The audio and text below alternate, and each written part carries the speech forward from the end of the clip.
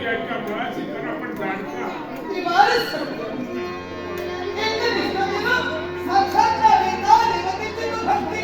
पण काय उपयोग?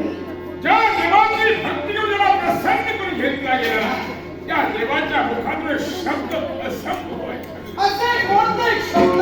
हे जयंत भैरव, हे नवतरुणी श्री कृष्ण हरिभक्त देवाची भक्ती इथे लग्न झालं पण तुला प्रतिसूर लाभलेलं नाही. अशा समाजवतीचं हरण मी करावं. अमावास्येच्या मध्यरात्री असत्या सीता शील भ्रष्ट करावं.